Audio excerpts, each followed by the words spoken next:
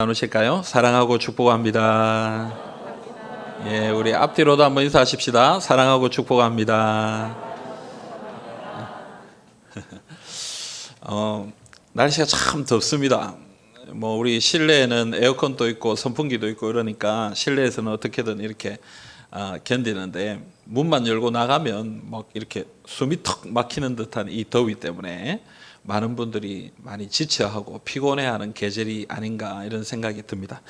또한 우리가 이 코로나19 때문에 그죠? 이 참 더위만 해도 힘들고 어려운데 그냥 이렇게 숨쉬기가 쉽지 않은 계절인데 마스크를 쓰고 다니니까 더 힘들고 또 이제 백신 접종을 하고 나면 조금 나아질런가 이렇게 생각했는데 변이들이 막 자꾸 나오고 조금 더 시간들이 더 걸릴 거다라는 그런 이야기들을 들으면서 우리의 마음이 참 자꾸 지쳐가는 그런 시간들이 아닌가 이런 생각이 듭니다. 여러분, 이런 시간들을 보내면서 제 마음에 지난주 한 주 동안 우리 성도님들 어떻게 지내고 계신가 하는 그런 마음이 생기더라고요.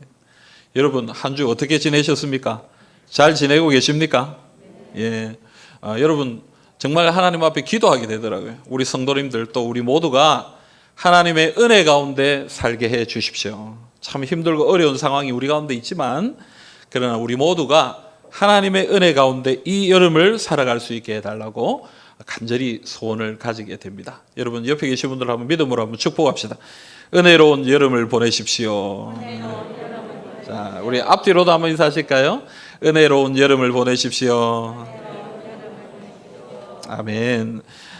여러분, 몇 주간 이 주제를 가지고 좀 함께 생각해 보려고 합니다. 빌립보서 설교를 마치고 이 8월 한 달 동안 은혜로운 여름을 보내는 지혜라는 주제를 가지고 어떤 지혜가 있을까? 하나님 앞에 우리가 어떻게 은혜를 붙들고 살아갈 수 있을까? 이것을 함께 생각해 보려고 합니다. 오늘 우리가 읽은 이 시편 19편 오늘 본문 앞에 나오는 내용들을 보면요, 천하 만물, 이 자연 가운데 드러나는 하나님의 영광에 대한 이야기가 나옵니다. 시편 19편 1절에 보면요, 하늘이 하나님의 영광을 선포하고 궁창이 그의 손으로 하신 일을 나타내는도다.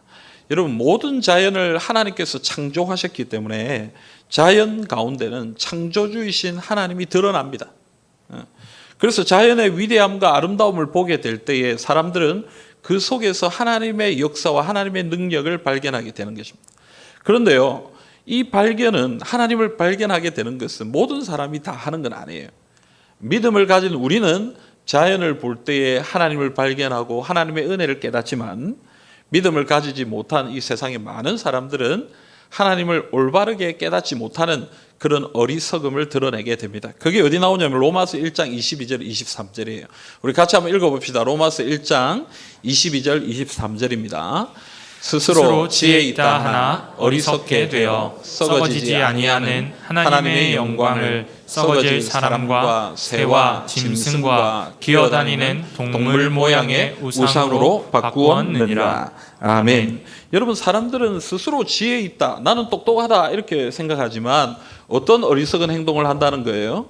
하나님의 영광, 썩어지지 아니하는 하나님의 영광을 썩어지는 사람의 모습이나 이 세상의 여러 가지 모습으로 우상화 시켜버린다는 거예요. 그래서 사람들은 자연을 보면서 그 속에서 하나님의 영광을 발견하지 못하고 산을 보고는 산이 신이다 이렇게 얘기합니다. 바다가 신이다 이렇게 얘기합니다. 그냥 우상을 생각하게 되는 그런 어리석은 모습이 성경 가운데 드러나는 것입니다. 그래서 여러분, 많은 사람이 이 만물 속에서 하나님의 이 일반적인 상황과 형편 속에서 하나님의 영광을 깨닫지 못하기 때문에 하나님께서 이 사람들에게 주신 특별한 선물이 있는데요, 이 선물이 뭐냐면 바로 특별 계신 하나님의 말씀입니다.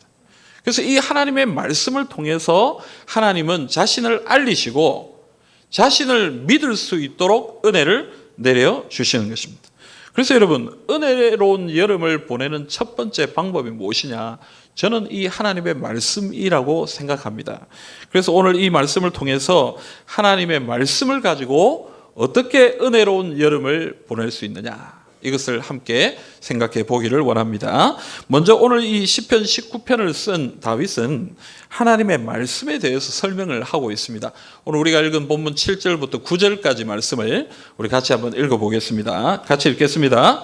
여호와의 율법은 완전하여 영혼을 소성시키며 여호와의 증거는 확실하여 우둔한 자를 지혜롭게 하며 여호와의 교훈은 정직하여 마음을 기쁘게 하고 여호와의 계명은 순결하여 눈을 밝게 하시도다. 여호와를 경외하는 도는 정결하여 영원까지 이르고 여호와의 법도 진실하여 다 의로우니. 아멘. 여러분 오늘 이 7절부터 9절까지의 말씀 중에 다윗은 하나님의 말씀이 어떤 성격을 가지고 있느냐, 어떤 특징을 가지고 있느냐를 설명하고 있습니다. 첫 번째가 뭡니까? 7절 앞부분에 나오는 것처럼 하나님의 말씀은 완전하다. 이런 완전하다는 말이 뭐예요? 오류가 없고 틀린 부분이 없고 잘못된 것이 없다라는 것을 얘기합니다. 사람의 가르침과 그런 오류가 있을 수 있습니다. 나는 이것을 굉장히 중요하게 생각하고 주장합니다 라고 사람들이 얘기해도 그 안에 잘못된 것이 있을 수 있다는 얘기예요. 그러나 하나님의 말씀은 그렇지 않습니다. 하나님의 말씀에는 오류가 없습니다. 잘못된 것이 없습니다. 여기에는 실수가 없습니다. 여러분 이것을 믿습니까? 하나님의 말씀은 실수가 없습니다. 우리는 이 말씀이 하나님의 말씀이고 실수가 없는 하나님의 말씀이라고 믿습니다. 왜 그렇습니까, 여러분? 디모데후서 3장 16절 말씀에 모든 성경은 하나님의 감동으로 되었다 이렇게 얘기합니다. 사람 저자, 성경의 저자들이 있습니다. 마태, 마가, 누가 성경을 쓴 사람들이 있습니다. 그러나 그 쓴 사람들은 무엇으로 이 성경을 썼느냐? 자기 마음대로 쓴 것이 아니라 하나님의 감동으로 쓴 것이기 때문에 우리가 믿고 우리가 붙들고 읽고 공부하고 있는 이 하나님의 말씀은 실수가 없는 완전하신 하나님의 말씀이다. 우리는 이것을 믿어야 되는 것입니다. 두 번째로 여러분 7절 뒷부분을 보면 하나님의 말씀은 확실하다라는 거예요. 여러분 이 확실하다라는 말은 무슨 얘기냐면 믿을 만하다, 올바른 것이다 이런 의미예요. 여기에는 잘못된 티나 쓸데없는 것이나 그런 것이 없고 오염되지 않은 깨끗한, 그래서 우리가 믿을 수 있는 하나님의 말씀이다. 그래서 오늘 방금 우리가 읽은 말씀에 보면요, 8절에 보면 여호와의 교훈은 정직하다 이렇게 되어 있어요. 또 여호와의 계명은 순결하다. 9절에 보면 여호와를 경외하는 도는 정결하다. 여호와의 법도 진실하다 이렇게 돼요. 여러분 여기 나오는 네 단어 정직, 순결, 정결, 진실, 이 네 가지는 다 공통점이 있습니다. 무엇입니까 여러분? 거짓이 없고 뭔가 잘못된 어떤 것이 없는 그런 순수한 것을 얘기합니다.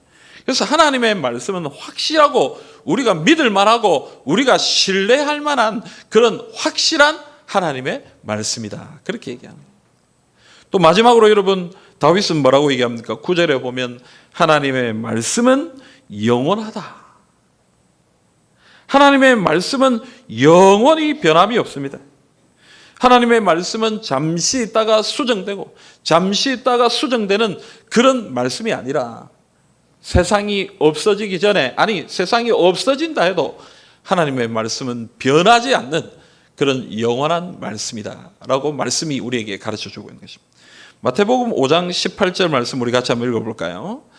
진실로 너희에게 이르노니 천지가 없어지기 전에는 율법의 1.1획도 결코 없어지지 아니하고 다 이루리라. 아멘. 여러분 천지가 없어지기 전에는, 천지가 없어진다 해도 율법의 1.1획도 틀리지 않고 다 이루어질 것이다. 이것은 사실이고 진실이고 확실하고 완전한 것이니까 하나님은 이 말씀을 영원히 반드시 이루실 것이다. 그렇게 이야기해 주고 있는 것입니다. 여러분 우리가 읽고 있는 이 하나님의 말씀을 여러분 이렇게 믿으시기를 바랍니다. 하나님의 말씀은 완전하고 하나님의 말씀은 확실하고 하나님의 말씀은 영원하다라는 사실을 기억하시고 이 하나님의 말씀을 굳게 붙드시는 주님의 백성들이 다 되시기를 간절히 소망합니다. 근데 여러분, 오늘 다윗은 이런 이 하나님의 말씀의 성격에 대해서 이야기하고 난 후에 이 말씀이 우리에게 주시는 능력, 하나님의 말씀의 능력이 있다라는 것을 설명을 하고 있습니다. 여러분, 하나님의 말씀이 우리에게 임할 때에 어떤 능력이 있습니까? 제일 먼저 하나님의 말씀은 우리의 영혼을 살린다라고 얘기하는 거예요. 오늘 말씀 7절에 보면 소성케 한다 이렇게 되어 있습니다. 이 소성케 한다라는 단어가 어떤 것이냐면 우리의 영혼 가운데 충만한 생명력을 회복시킨다. 우리가 피곤하고 지쳐있고 믿음이 없고 연약한 그런 상황과 형편 가운데 우리의 영혼이 힘이 빠져서 이렇게 처져 있을 때에 하나님의 말씀이 우리 가운데 임하면, 하나님의 말씀이 우리 가운데 내려지면, 주어지면 그 말씀이 우리의 영혼을 생명력으로 가득 채워서 다시 힘을 얻고 능력을 얻도록 그렇게 강건하게 한다. 그게 말씀의 능력이다. 오늘 우리 가운데 이 말씀의 능력이 있기를 간절히 소망합니다.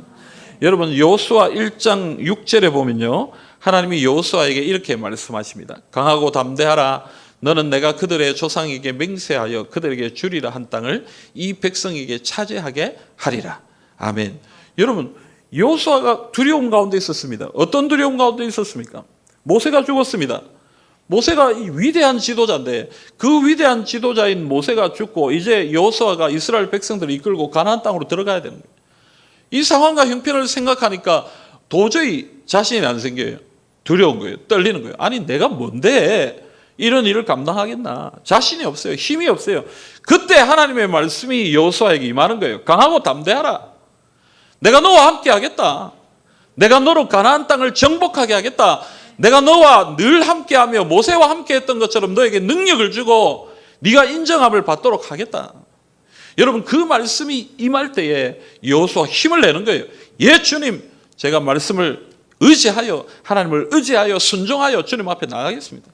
가나안 땅을 정복하러 나가서 가나안 땅을 정복하는 것입니다. 사도행전 18장에 사도 바울이 고린도에 복음을 전하러 갔습니다. 고린도에 복음을 전하는데 고린도 사람들이 그냥 일어나서 이 사도 바울을 대적하는 거예요. 비방하고 사도 바울을 욕을 하고 공격하고 비난하고 복음 전하지 말라고 그렇게 핍박하고. 여러분, 사도 바울이 이것 때문에 많이 힘이 들었어요.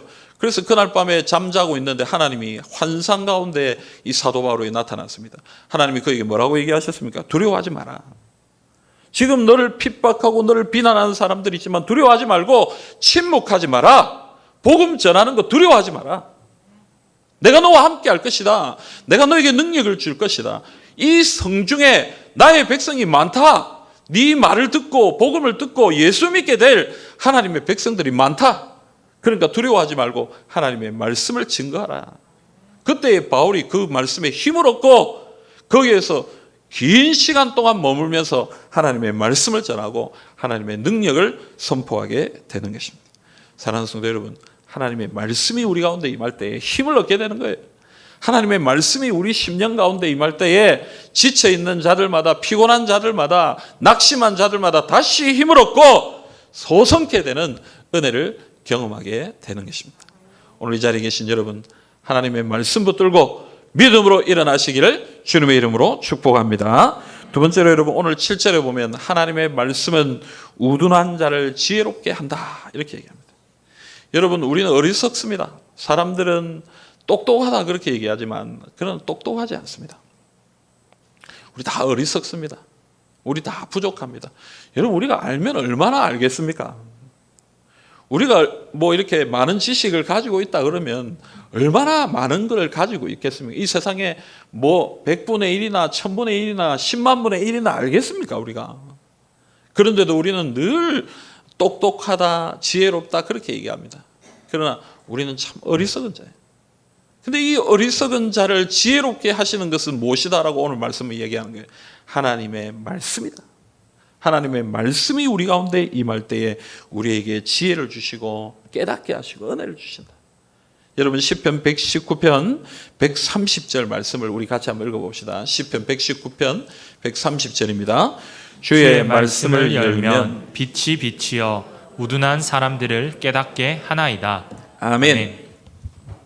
여러분, 이 시편 119편은 주의 말씀에 대한 시편 아닙니까? 이 말씀을 열면 뭐가 비친다고요? 빛이 우리에게, 하나님의 빛이, 지혜의 빛이 우리에게 비치는 거예요. 그러면 하나님의 말씀을 깨닫게 되고, 그 말씀을 깨달음을 통해서 우리가 어떻게 살아야 되는지, 어떤 길로 가야 되는지, 어떻게 주님을 섬겨야 되는지 그걸 알게 된다는 거예요. 그래서 하나님의 말씀을 붙드는 자가 지혜로운 사람이에요.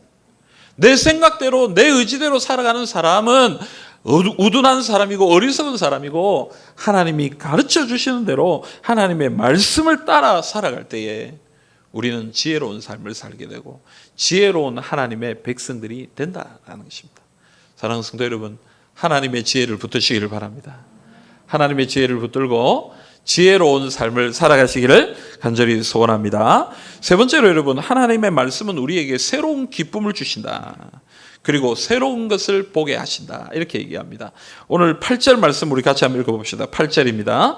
여호와의 교훈은 정직하여 마음을 기쁘게 하고 여호와의 계명은 순결하여 눈을 밝게 하시도다. 아멘. 여러분, 여호와의 교훈이 우리에게 임할 때에 우리의 마음에 기쁨이 있는 거예요. 하나님의 말씀을 읽을 때에 기쁨이 있습니다. 하나님의 말씀을 깨닫게 될 때에 기쁨이 있습니다. 하나님의 말씀이 내 속에 들어와서 역사할 때 우리 심령에 기쁨이 생기고 즐거움이 생기는 것입니다. 또한 오늘 말씀 뭐라고 얘기합니까? 여호와의 계명이 우리의 눈을 밝게 하신다. 우리 어르신들 성경 볼 때 눈이 침침하죠. 그죠? 우리 옆에 계신 분들도 한 번씩 보면은 이 성경을 볼 때마다 이 돋보기 쓰고 참 보신다고 참 고생 많이 해요. 근데 여러분, 여기서 말하는 이 시력 얘기하는 거 아니에요.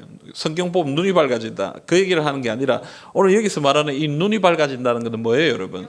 새로운 것을 보게 되고 영안이 열리고 하나님의 계획을 보게 되고 하나님의 뜻을 보게 되고 하나님이 주시는 비전을 발견하게 되고 꿈을 발견하게 되고 하나님의 인도하심을 발견하게 되고, 그래서 새로운 것을 보고 기쁨으로 주님 앞에 순종하게 된다는 그 얘기를 하는 것입니다. 세상 사람들은 보지 못하는 하나님의 세계가 열리고 하나님의 계획이 보이고 하나님의 뜻이 깨달아지는 그런 역사를 우리에게 허락하신다. 여러분, 말씀을 받은 자들마다 소망을 붙들게 되는 거예요.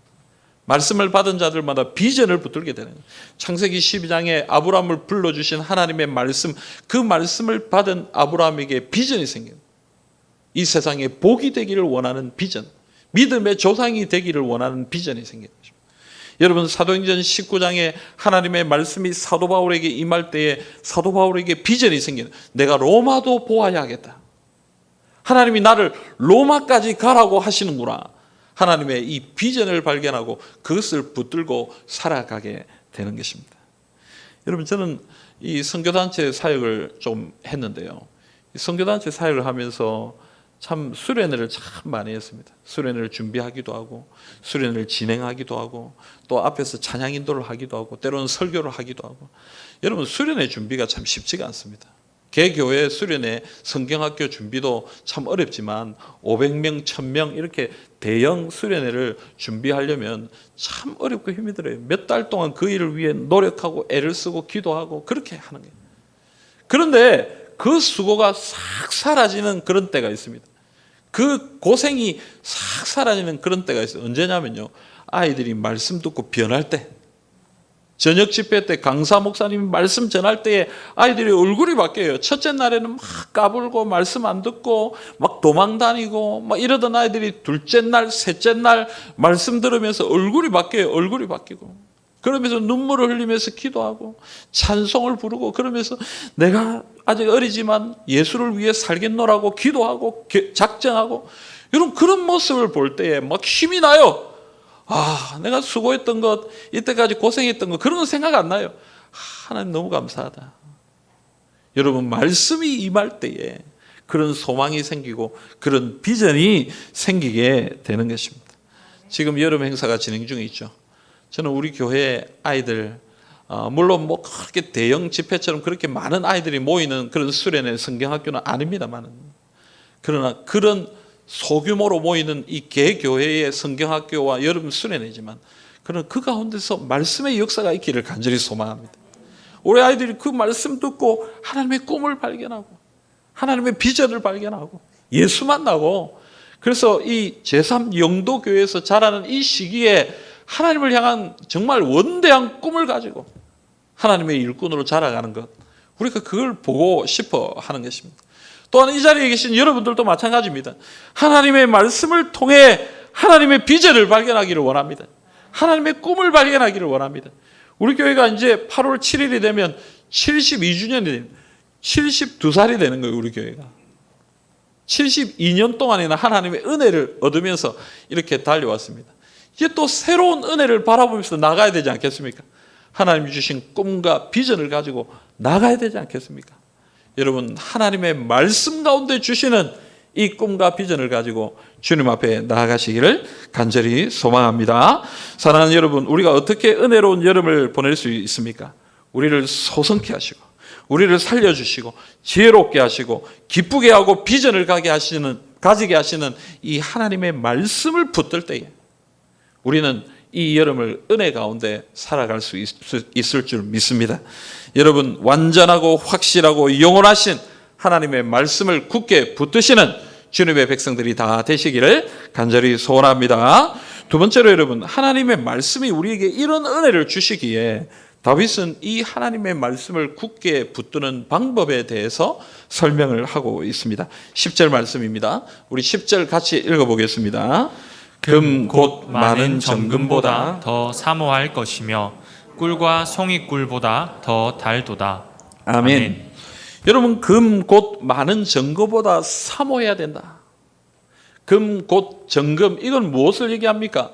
이 세상의 부요함, 이 세상의 즐거움, 이 세상의 기쁨, 이 세상의 어떤 것보다도 무엇을 더 사모해야 된다고 얘기하는 거예요?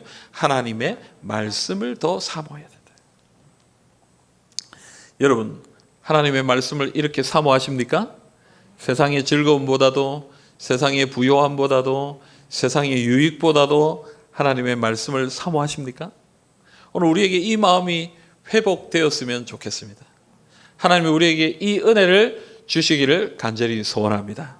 시편 1편 2절에 이런 말씀이 나오죠.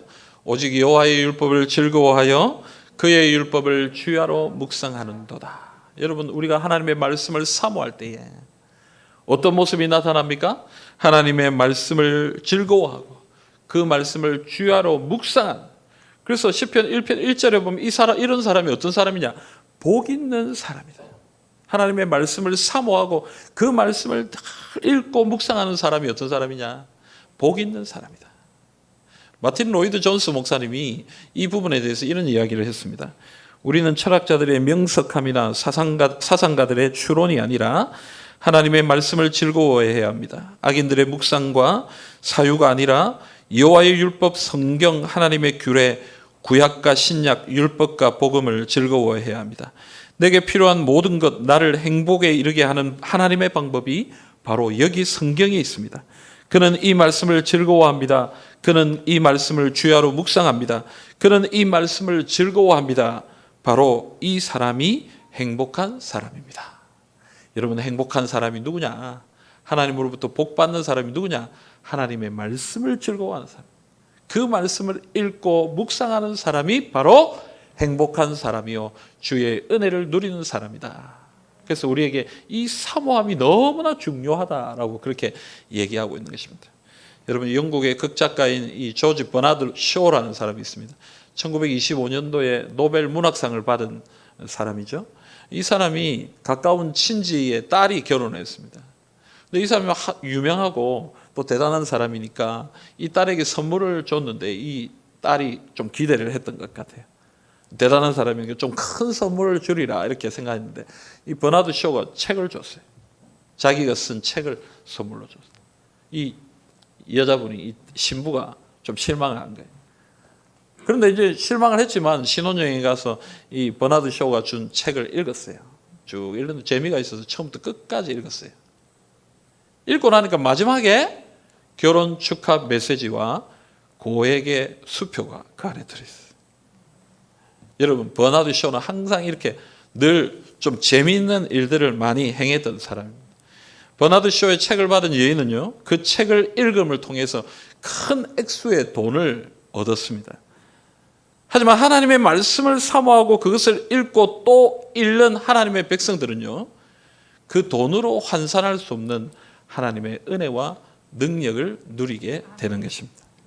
여러분, 이 세상의 가치로 평가할 수 없는 하나님의 사랑이 이 성경 안에 있기 때문에 우리가 하나님의 말씀을 사모하고 또 이 하나님의 말씀을 붙들고 주님 앞에 나아갈 때 하나님의 은혜를 경험하게 되는 것입니다. 이 여름 이 은혜를 누리시기를 간절히 소망합니다. 하나님의 말씀 안에 있는 이 복을 누리시는 주님의 백성들이 다 되시기를 주님의 이름으로 축복합니다. 다윗은 이 사모함과 더불어 한 가지 더 이야기하는데요. 11절 말씀입니다. 우리 11절 말씀 같이 읽어볼까요? 또 주의 종이 이것으로 경고를 받고 이것을 지킴으로 상이 크니이다. 아멘. 여러분, 이 다윗은 하나님의 말씀을 사모해야 된다라고 얘기하면서 또 한 가지는 무엇이냐? 우리가 말씀을 읽고 듣고 깨달은 이것을 가지고 어떻게 해요? 경고를 받고 그리고 이것을 지킬 때에 하나님의 상이 크다. 이렇게 얘기하고 있습니다. 여러분, 20세기 최고의 변증가인 이 C.S. 루이스라는 사람이 뭐라고 얘기했냐면 인간 최대의 탁월성은 주도권에 있지 않고 반응성에 있다. 이렇게 얘기했습니다. 이 말은 무슨 말이냐면 인간이 탁월해지려면 어떻게 해야 되느냐? 자기 마음대로 살아가는 주도성을 가지고 살아갈 것이 아니고 하나님의 말씀이 우리에게 주어질 때에 그 말씀에 반응하면서 살 때에 인간은 탁월해진다라고 그렇게 고백하는 것입니다. R.A. 토레이라는 목사님은 이런 말씀을 했습니다. 성경을 번역하는 방법은 많이 있다. 하지만 이 세상에서 가장 위대한 성경 번역은 내 삶으로 성경을 직접 번역하는 것이다. 여러분, 성경을 한국어로 번역할 수 있고 영어로 번역할 수 있고 원래 히브리어로 되어 있는 것을 헬라어로도 번역할 수 있고 여러분 뭐 여러 가지로 번역할 수 있지만 진짜 중요한 번역은 뭐냐면 글자로 되어 있는 이 성경이 내 삶으로 번역돼야 된다. 책으로 되어 있는 이 성경이 내 삶으로 사람들에게 보여져야 되는 거예요. 그게 진짜 번역이고 중요한 번역이고 능력 있는 번역이다라고 얘기하는 것입니다. 사랑하는 여러분, 하나님의 말씀을 들었습니까? 하나님의 말씀을 읽었습니까? 하나님의 말씀을 깨달았습니까? 그러면 그 말씀에 순종하십시오. 그 말씀을 내 삶의 경고로 삼고 나의 삶을 변화시키십시오. 그럴 때에 하나님이 주시는 은혜와 하나님이 주시는 능력을 경험하게 되는 것입니다. 사랑하는 여러분, 하나님의 말씀을 사모하시고 하나님의 말씀에 순종함을 통하여 하나님께서 주시는 놀라운 복을 누리시기를 우리 주님의 이름으로 축복합니다. 여러분, 저는 이 설교를 준비하면서 지난 시간들을 조금 생각해 봤습니다. 대학을 다닐 때 참 성경을 많이 읽었던 것 같아요. 도서관에서 공부를 하기 전에 성경을 먼저 읽고 공부를 하는데요. 성경을 읽다 보면 시간 가는 줄 모르고 공부하는 시간을 놓쳐버린 적도 참 많이 있었어요. 성경이 참 재미있었던 것 같아요.